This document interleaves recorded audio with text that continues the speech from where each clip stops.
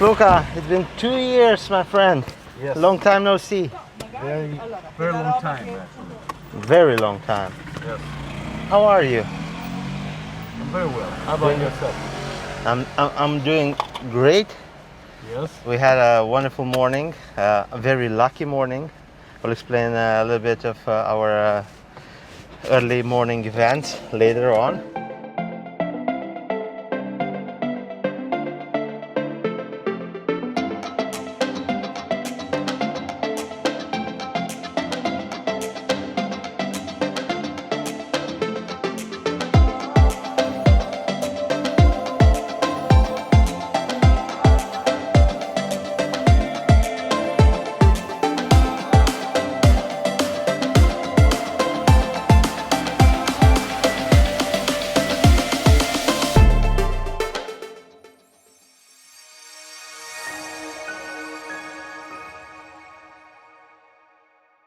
Hey there, Pan friends, welcome to the channel again. It's me, your host Amy from Pan Venture, and today we are with Luca Viti at Stipula. Luca, How are you doing today? I'm very happy to meet you. It's nearly 2 years since we've been here, and we are excited and ready to see what's going on. I'm very happy that you pick us up from the hotel. Maybe you want to say hi to our audience. Yes, I'm pleased that after such a long time we have the occasion to be again together at the factory of Stipula. This is going to be an awesome day for all of us. It's going to be an awesome day. We are going to have a quick tour with Luca. Maybe we will sit down and we will talk a little bit of our ventures together. And I'm going to show you guys something very interesting that we've been working for nearly a year. Stay tuned on the channel and let's see together Stipula.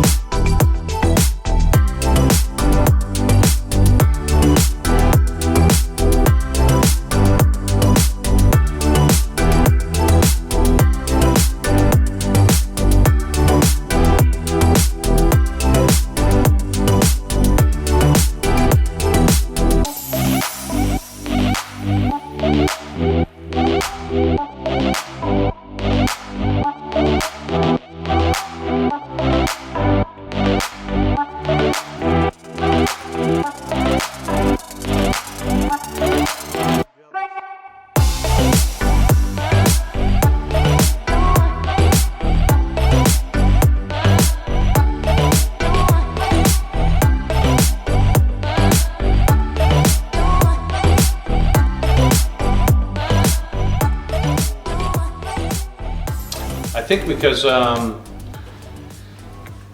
we have been influenced by the trend to big pens, which is very strong in America. The American market probably biased the way that pens have been designed lately. Beautiful stuff. I had a lot of time, nearly 2 years, to refresh my memory with this writing instruments. They were on those tables, yes, spread around. So now I see them put together in cases, and I couldn't help myself not to go through this collection. Just, oh my God, how beautiful! Never became that one. Never became a pen, an actual pen. It's always stayed as a prototype. But this is celluloid or resin? No, this is actually acetate of cellulose. Acetate of cellulose. Acetate. Yes. Luca, what is this?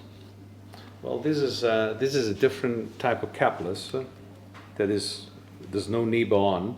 Oh my God. It only takes, it's a retractable, kind of bayonet system. I can remember seeing it last time, but Well, was called the 91, the 91. So basically you have one cartridge, yeah. and you have a weight on the back, so basically you have a host pen on the desk. So we begin from the factory. We are at ground floor 0. Luca will walk us through the factory, and we are going to be able to renew our memories from 2 years ago when we visited him. He will show us the factory tour. We'll explain a little bit more about what's going on at this moment. We'll see some faces, see some people, and some beautiful pencils. Why not? So Luca, please, I'm going to follow you. Yes. Well, we are now entering the laboratories where we manufacture our pens.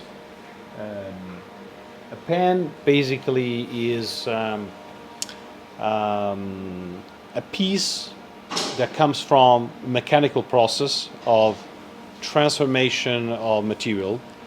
So at the very heart of a pen there is a workshop, mechanical workshop. This has been so in the whole history of fountain pens, and this has not basically changed.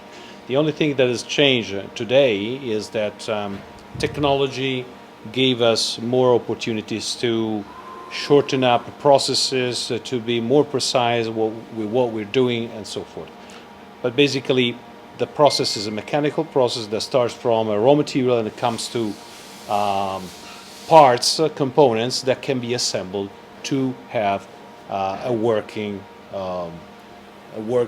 instrument. I think we can scrap this. Yeah, this is it. Let's have a look at the material that we're using.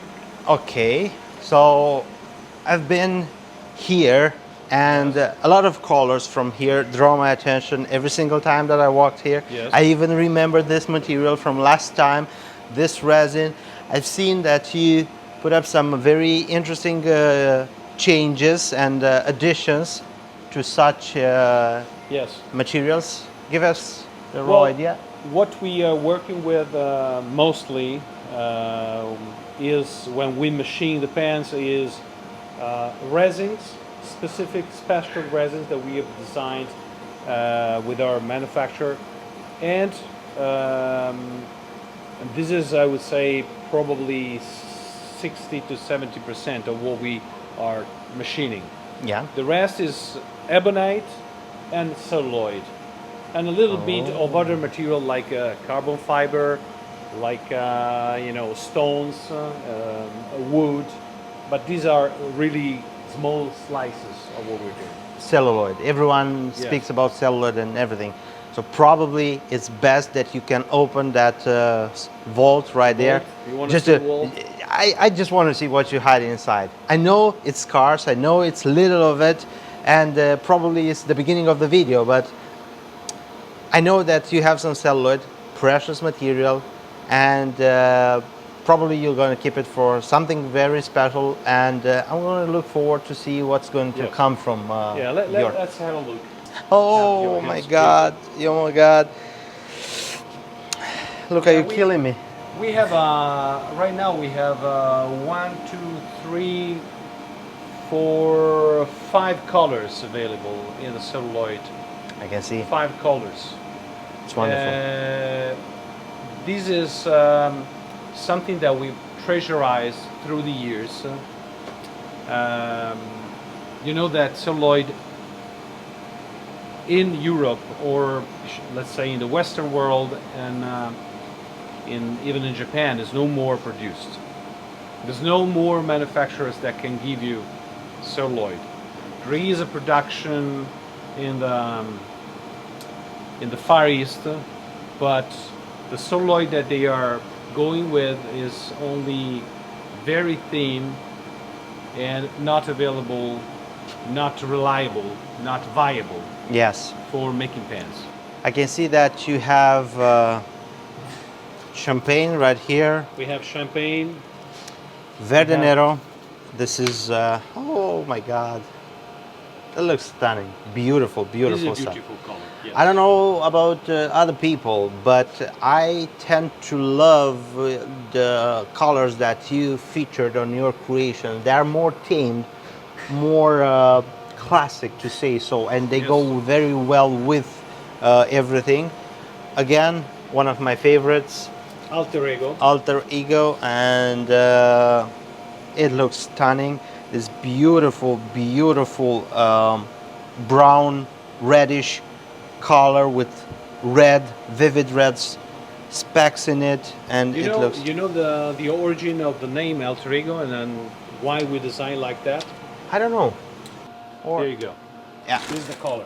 that's Okay. amber. So basically, what we were trying to do at the time was the inversion of the colors. Alter ego, alter ego. Oh my God! You know, it was I- conceived as an inversion of the colors of the classic colors of the amber. Oh, I've been living in a different reality. I didn't knew that my favorite celluloid, the Alter Ego, had a sibling, and the amber is basically the backwards construction of colors of the Alter Ego. Now you make me want to have Well, the amber as well. It can make sense better that you call it alter ego because this was really a hallmark of our collections, Okay. hallmark colors. And so if we wanted to add a color, we needed to somehow anchor that color, the new color to the old one.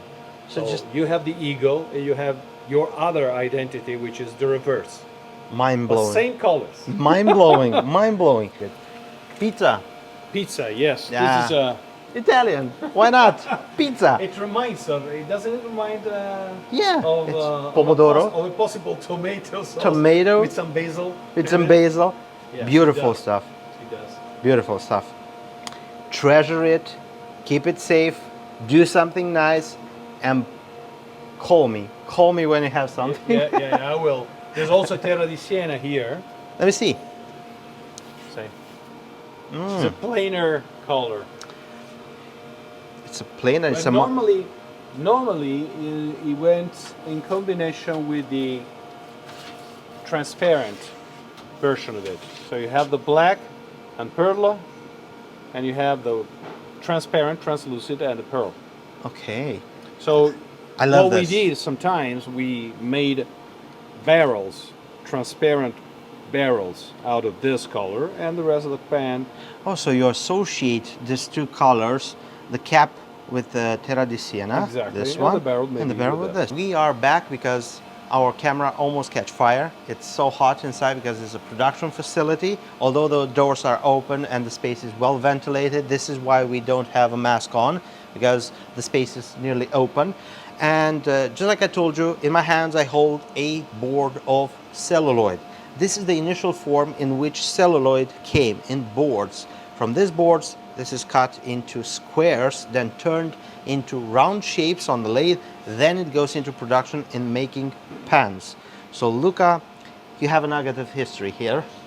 Yes, yes. This was used only for a special edition in the 90s, I think. So it's a very old celluloid, and you see how curvy it became in time. Yes. This tells you a lot about the nature of this material. It's a material that tends to move and shrink in time. Warp. If warp, and that's why it's so difficult to manufacture, because you have to cure during the process of manufacturing.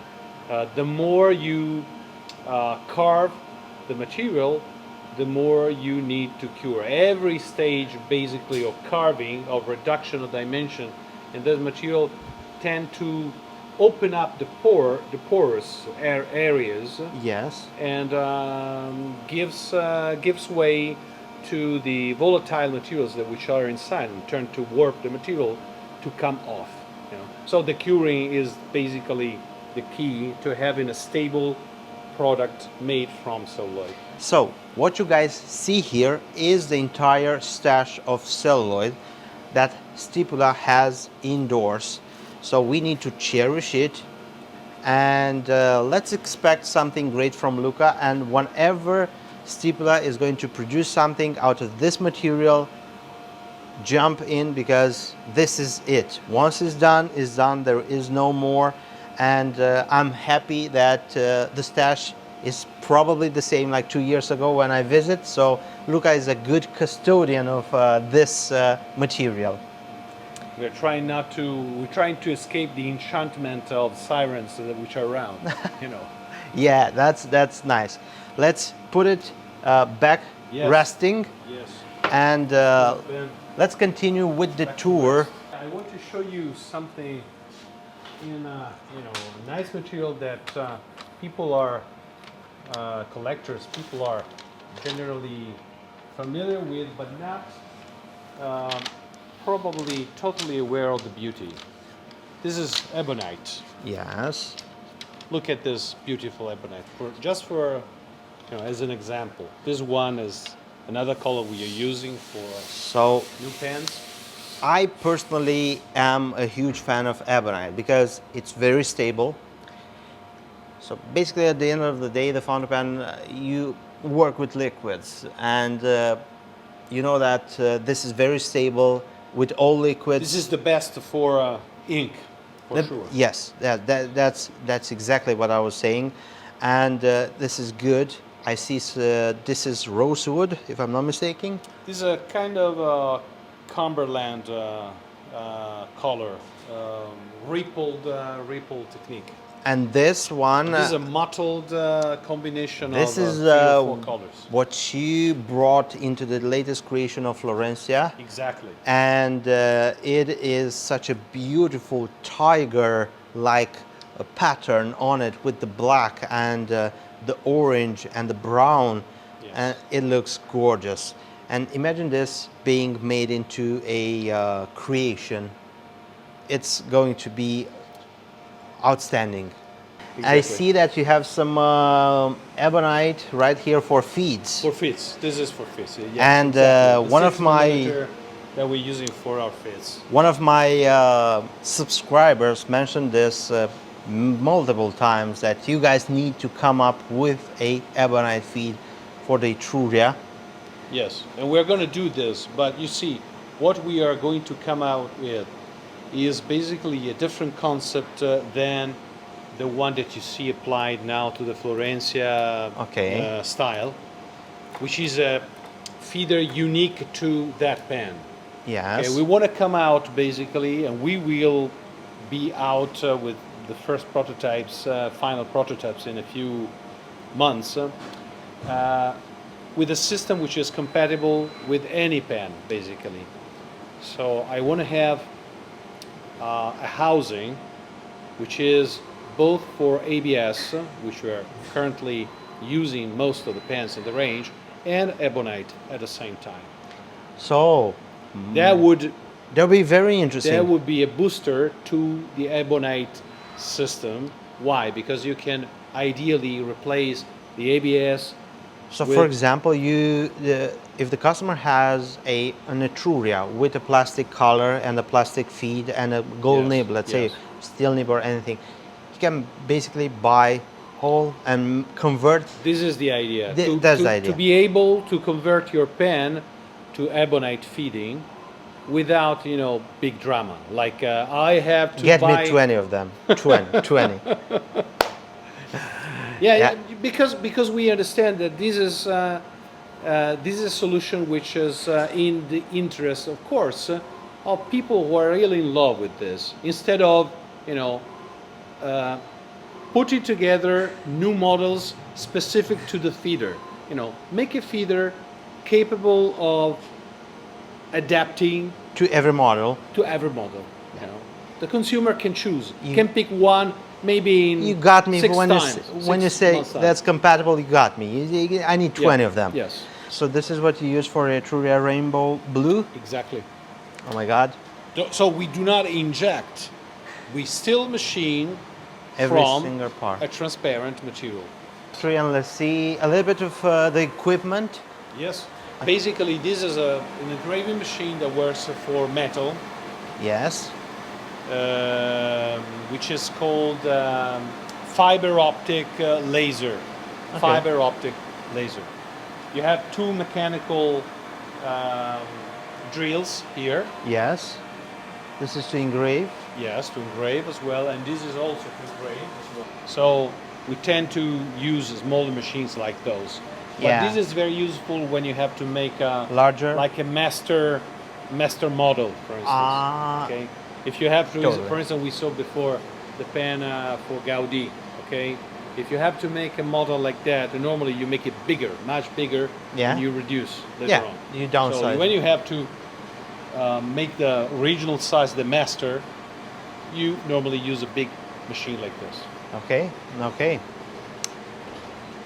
We have two lathes, Two lathes. hand lathes. These are normally used for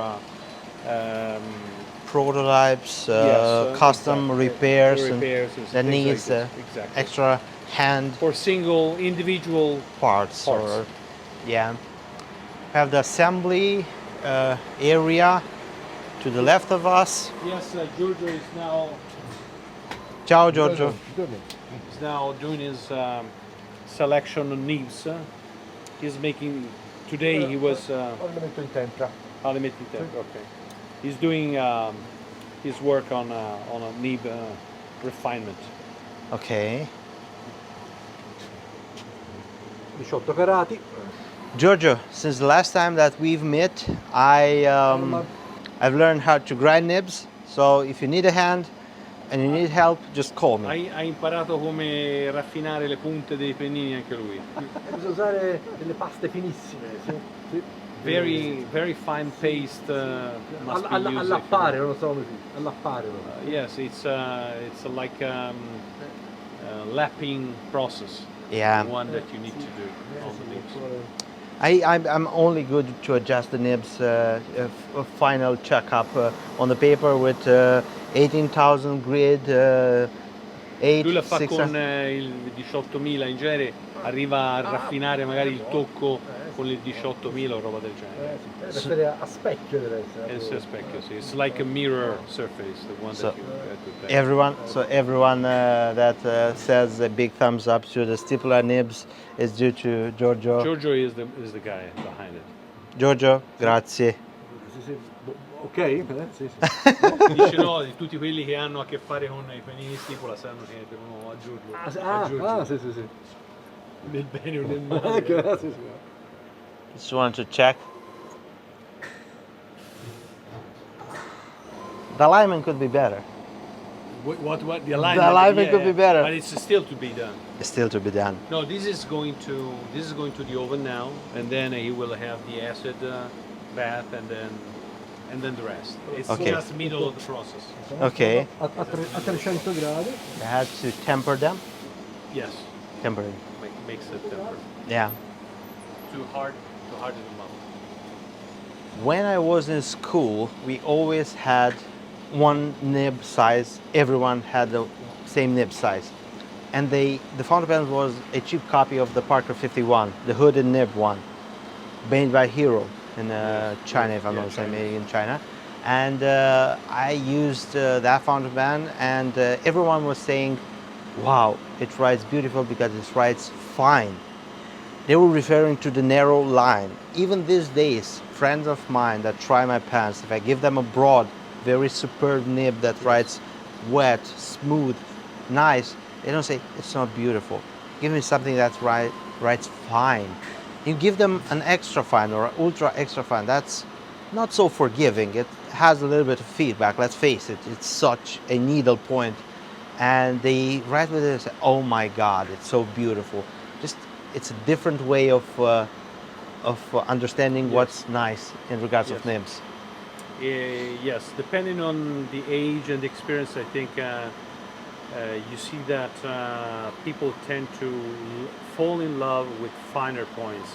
The more they use the fountain pens, and the more they appreciate them. I'm only 31 years old, so I'm scared about my late 40s, 50s, because they will not be enough fine for me. So we can go, the picky guy. we can go to Japanese ultra extra fine if you want Yes, something. yes. But I save those for my 50s and 60s, so it's a good point. Yes. So, show us more. Let's see. Well, I see that here is the legacy from Globus, if I remember correctly, Yes. from last time. Yes. So this is old machinery, punching dies, stamps, and this is used in order to hand made each and every single nib. Yes. And I cannot express this too much. You can basically see that Giorgio does each and every single nib by hand. So when I say a nib is completely made in-house, you can pretty much see that this whole equipment is used by a single person who does the nib. I really think that the title of this video couldn't be more proper in order to describe how I felt over at Stipula. Good times, and talking and seeing Luca Viti after 2 years was ton of fun.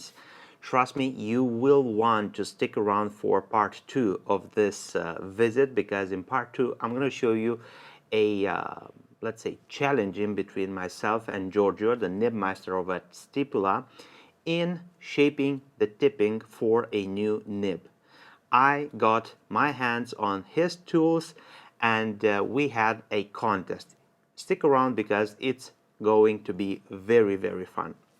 Thank you for spending your time on the Penventure YouTube channel, watching my videos. If you enjoyed my content, don't forget to give this video and my other videos a big thumbs up. This will help me a lot with the algorithm to reach out to many more just like you.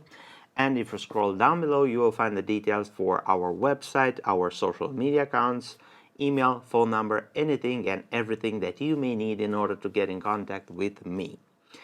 And I know that many of you that are watching my videos are not subscribed yet, so if you want to support the Penventure YouTube channel, you can subscribe right now. Just click here and turn the notification bell on.